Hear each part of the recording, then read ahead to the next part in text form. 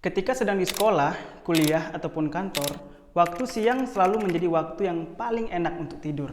Apalagi setelah makan siang. Rasanya sangat mengantuk dan ingin tidur di saat itu juga. Kejadian ini ada istilahnya dalam dunia medis, yaitu postprandial sleepiness. Ini terjadi kepada semua orang, hampir semua orang sih.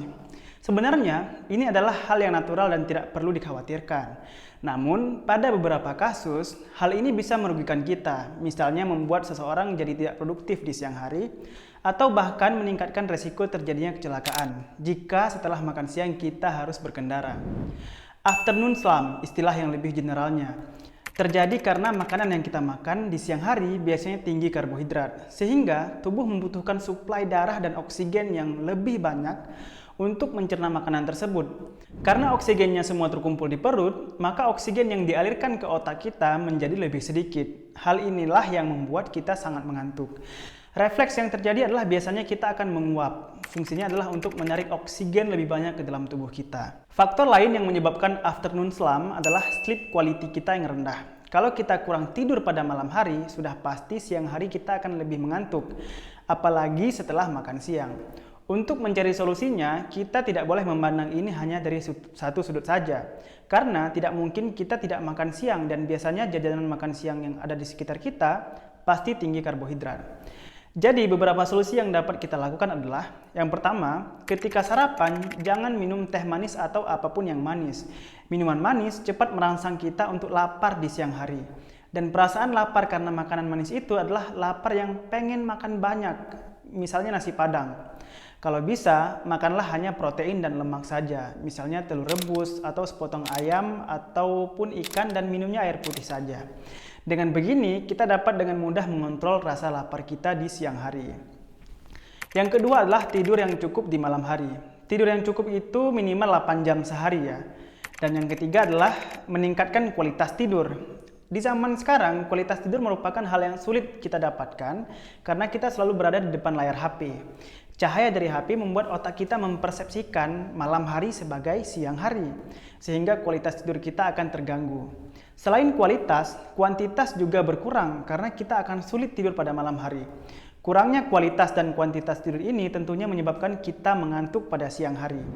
Beberapa cara yang dapat kita lakukan untuk meningkatkan kualitas tidur pada malam hari adalah, yang pertama, biasakan off screen 2 jam sebelum tidur, mau itu HP, laptop, atau TV.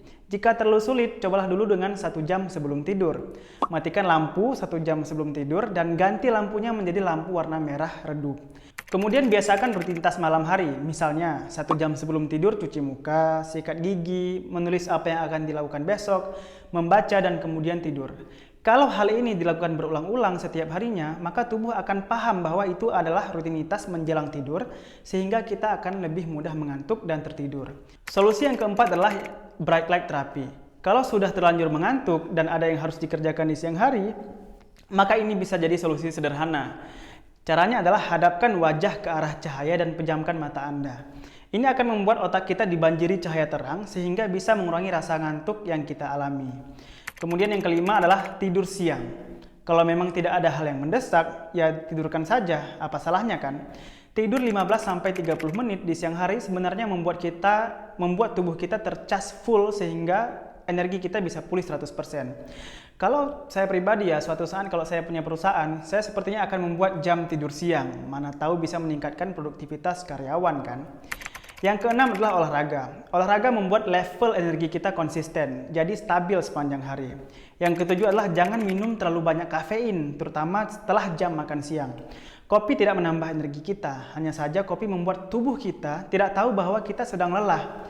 Alhasil ketika efeknya hilang, kita akan menjadi lebih lelah dari biasanya. Minum kopi di atas jam 5 sore juga membuat kualitas tidur kita berkurang karena efek kopi bisa bertahan hingga 12 jam.